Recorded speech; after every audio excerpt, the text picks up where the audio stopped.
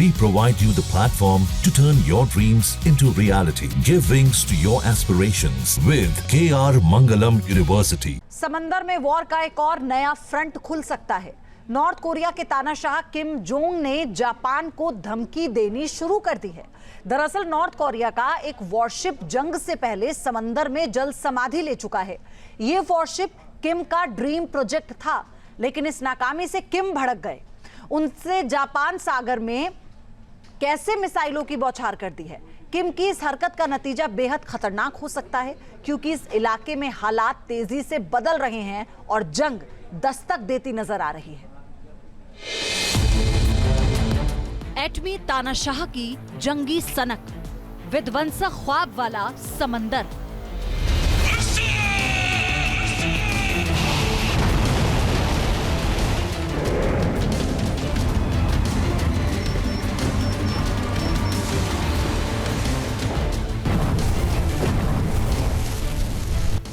मिसाइलों की लॉन्चिंग से दहशत पैदा करने की साजिश।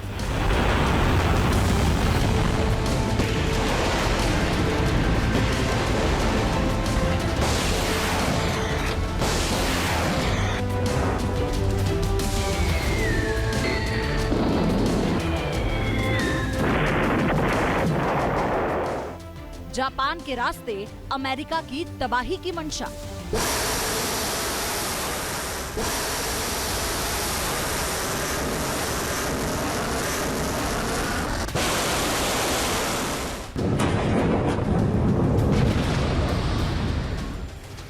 वॉरशिप की नाकामी का गुस्सा जंग छेड़कर उतारेगा।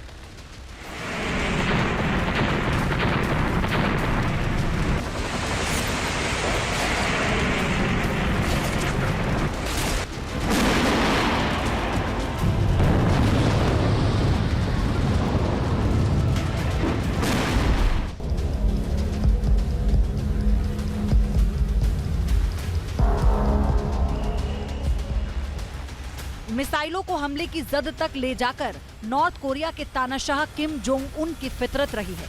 इस बार भी किम ने कुछ ऐसा ही किया, जिसकी वजह से सी ऑफ जापान से साउथ चाइना सी तक जंग की चिंगारी भड़क गई।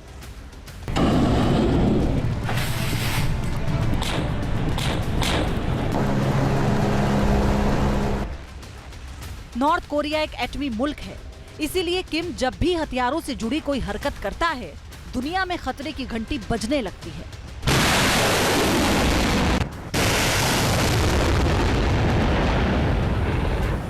किम ने इस बार भी कुछ ऐसा किया जिससे खलबली चीन से लेकर जापान और अमेरिका तक मच गई। किम के विस्फोटक इरादों को देखते हुए दुनिया के ताकतवर मुल्कों की पेशानी पर क्यों बल पड़ गया है, इसके बारे में बताएंगे। लेकिन पहले इन दो तस्वीरों को देख लीजिए। इन तस्वीरों में ही किम की जंगी मंशा छिपी हुई है। पहली तस्वीर नॉर्थ कोरिया के वॉरशिप की है, जिसका उद्घाटन किम ने पिछले महीने 21 अप्रैल को किया था। किम ने इस वॉरशिप को एक बड़ी सैन्य उपलब्धि के बतौर दिखाने की कोशिश की थी, लेकिन एक हफ्ते के अंदर ही किम का ये ख्वाब चकनाचूर हो गया। दूसरी तस्वीर वॉरशिप की नाकामी के बाद किम के भड़के हुए गुस्से की है। किम ने शर्मिंदगी से बचने के लिए जापान की तरफ मिसाइलों की ताबड़तोड़ बौछार कर दी है।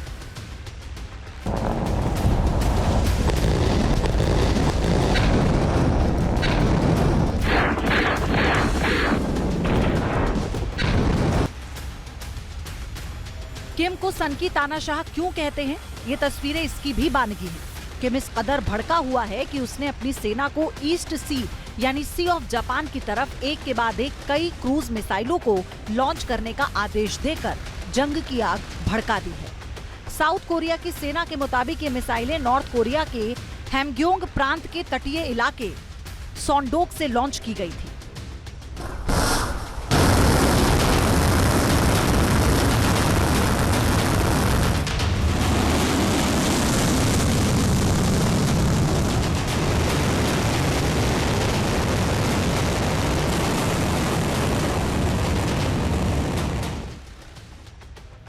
नए वॉरशिप की झलक दुनिया को दिखाने के बाद 8 मई को ही नॉर्थ कोरिया ने शॉर्ट रेंज बैलिस्टिक मिसाइल की टेस्ट फायरिंग की थी और उसके एक पखवाड़े के अंदर किम ने मिसाइलों के जरिए उकसावे वाली हरकतें शुरू कर दी।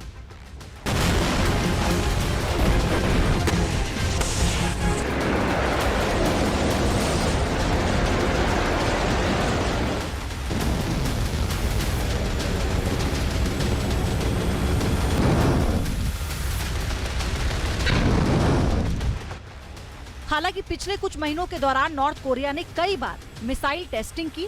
इस बार क्रूज मिसाइल की लॉन्चिंग के बेहद खतरनाक मायने हैं। मिलिट्री एक्सपर्ट इसे नॉर्थ कोरिया की लॉन्ग रेंज मिसाइल टेक्नोलॉजी की तैयारी का एक्सटेंशन बता रहे हैं, क्योंकि कम ऊंचाई पर उड़ान भरने के कारण पारंपरिक बैलिस्टिक मिसाइलों की तुलना में इनका पता लगाना और इन्हें रोकना अधिक कठिन होता है। विश्लेषक नॉर्थ कोरिया की इस हरकत पर बारीकी से नजर रखे हुए हैं। दरअसल नॉर्थ कोरिया का ये परीक्षण ज्यादा आधुनिक और चकमा देने वाली हथियार प्रणालियों की तैयारी का सिग्नल दे रहा है। अमेरिका ने बहुत बड़ा नेवी और एयरफोर्स का जखीरा जमा किया हुआ है। इसी तरह से जापान के ओकिनावा में अमेरिका ने अपना 7वां फीट का जो बेड़ा है उसको रखा हुआ है और हैवी बॉम्बर्स को तैनात किया हुआ है। ऐसे में किम जोंग उन चाहता है कि सबसे पहले जापान की तरफ से जो हमला आएगा, जो कि सी ऑफ जापान के रास्ते से आएगा, उसको रोका जाए। इसीलिए वो अक्सर अपनी जितनी भी मिलिट्री एक्सरसाइज है उनको पूरब की तरफ, सी ऑफ जापान की तरफ करता है, यह दिखाने के लिए कि अगर जापान ने अमेरिका की मदद से सी ऑफ जापान से हमला किया तो वो उस हमले को बीच समुद्र में ही रोक देगा, डुबा देगा।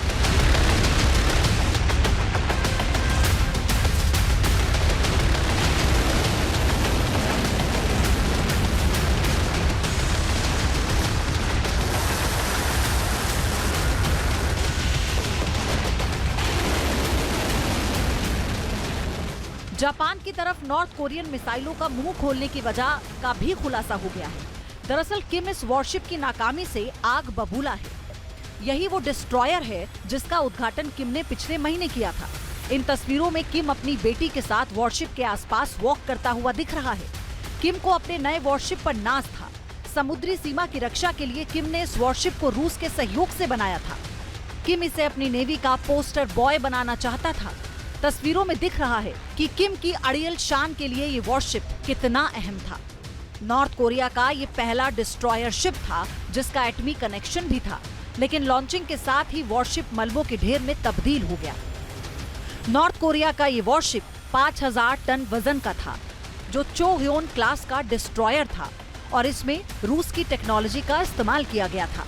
इस डिस्ट्रॉयर में न्यूक्लियर हथियारों के जखीरे को रखने के साथ ही मिसाइल और गन स्टोरेज का सिस्टम भी बनाया गया था। किम का ये ड्रीम वॉरशिप लॉन्चिंग के दौरान समंदर में उतरने के वक्त ही हादसे का शिकार हो गया। जानकारी के मुताबिक वॉरशिप को जब रैंप से नीचे उतारा जाना था, उस वक्त ही फ्लैट कैप काम नहीं कर पाया और वॉरशिप का संतुलन बिगड़ गया। इसकी सैटेलाइट तस्वीरें भी सामने आ गई हैं। ये तस्वीरें हादसे से पहले और बाद की हैं। दबाव पड़ने के बाद वॉरशिप पहले एक तरफ झुका और फिर निचला हिस्सा टूट गया।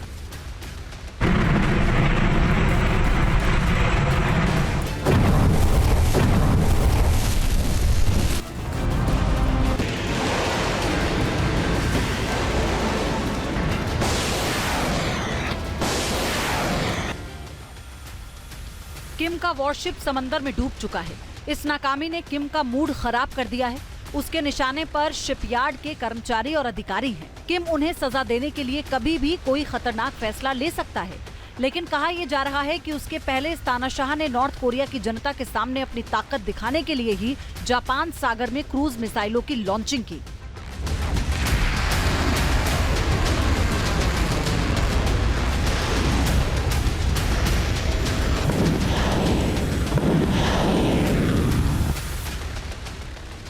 किम को शक्ति प्रदर्शन के लिए एक अदद वॉरशिप की जरूरत थी, लेकिन अब वो फिर इसे दोबारा बनाने की हालत में नहीं है। किम वॉरशिप के डूबने को साजिशन हिस्सा मान रहा है। उसके सामने साउथ कोरिया के साथ साथ जापान का भी खतरा मंडरा रहा है।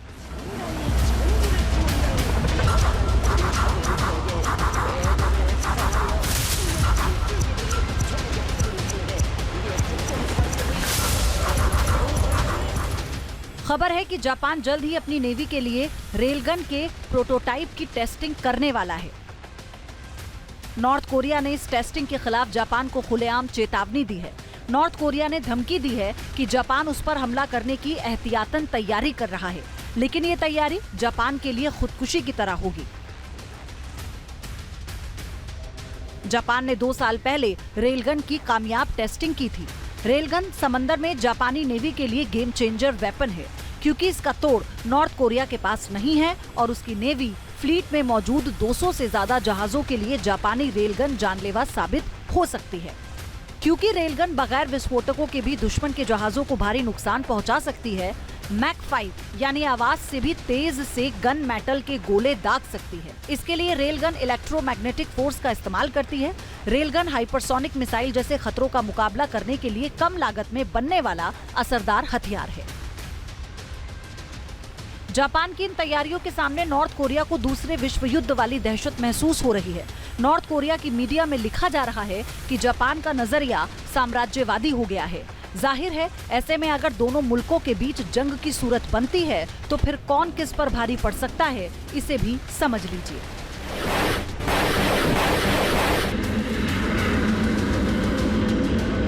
जापान और नॉर्थ कोरिया के बीच मिलिट्री पावर के फर्क से भी दुनिया के इस हिस्से में शक्ति संतुलन का अंदाजा लग जाता है। ग्लोबल मिलिट्री रैंकिंग में जापान 8वें नंबर पर है, जबकि नॉर्थ कोरिया 34वें नंबर पर है। इसके अलावा जब हम सक्रिय सैनिकों की बात करते हैं तो जापान में 2,47,150 सैनिक हैं, 13,20,000 नॉर्थ कोरिया के पास हैं। इसके अलावा जब हम एयरक्राफ्ट्स की बात करते हैं तो 1,443 जापान के पास है, 861 नॉर्थ कोरिया के पास हैं। फिर आते हैं फाइटर जेट्स पर, जापान के पास 217 हैं और नॉर्थ कोरिया के पास 368 हैं। उसके अलावा अटैक हेलीकॉप्टर 119 है जापान के पास, नॉर्थ कोरिया के पास महज 20 हैं। फिर आते हैं बख्तरबंद व्हीकल पर, 31,924 जापान के पास है, 18,288 हैं नॉर्थ कोरिया के पास। नेवी शिप 159 हैं जापान के पास, 207 हैं नॉर्थ कोरिया के पास। लेकिन एयरक्राफ्ट कैरियर दोनों के पास नहीं है, यानी दोनों शून्य हैं। सबमरीन की बात करते हैं, जापान के पास 24 हैं, महज 13 नॉर्थ कोरिया के पास हैं। आगे और क्या है, डिस्ट्रॉयर की बात करते हैं, 42 हैं जापान के पास और नॉर्थ कोरिया के पास एक भी नहीं है, कोई ऑफिशियल जानकारी नहीं है। एटमी हथियार जापान के पास नहीं है, शून्य। 50, ये एक अनुमान है कि नॉर्थ कोरिया के पास 50 एटमी हथियार है।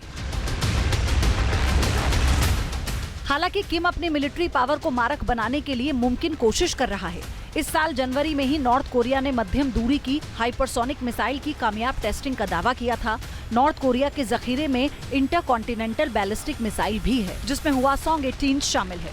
इस मिसाइल की रेंज अमेरिका तक है और ये 15,000 किलोमीटर तक कहीं भी विनाश मचा सकती है। मिलिट्री एक्सपर्ट्स के मुताबिक न्यूक्लियर वॉरहेड से लेस नॉर्थ कोरिया की मिसाइलें साउथ कोरिया को हमले के दायरे में ला सकती हैं, लेकिन अभी उसके जखीरे में अमेरिका तक पहुंचने वाली न्यूक्लियर मिसाइलें नहीं हैं। लेकिन ये खुला रहस्य है कि नॉर्थ कोरिया के पास 90 एटमी हथियार बनाने लायक संवर्धित यूरेनियम की मात्रा मौजूद है। जाहिर है, किम के दिमाग का कोई ठिकाना नहीं है।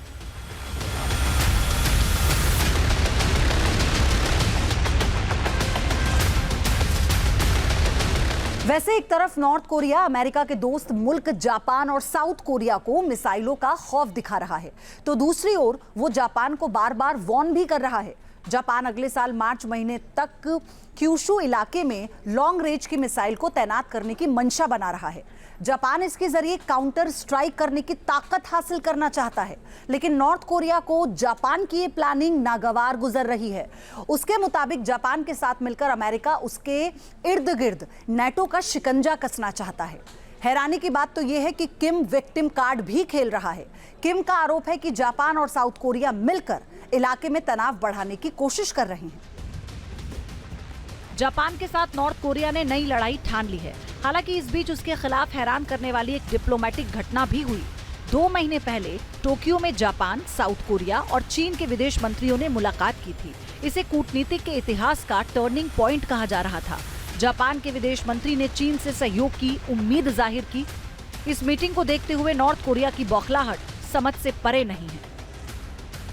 नॉर्थ कोरिया के तानाशाह किम जोंग उन को हमेशा यह भय सताता रहता है कि एक दिन अमेरिका, जापान और दक्षिण कोरिया की मदद से उत्तर कोरिया पर हमला कर देगा और उत्तर कोरिया पर कब्जा कर लेगा और वहाँ पे एक कैपिटलिस्ट देश बना देगा।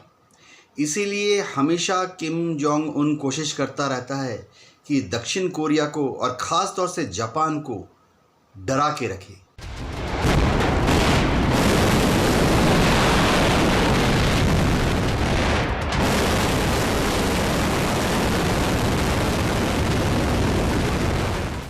किम जंगी मूड में आ चुका है।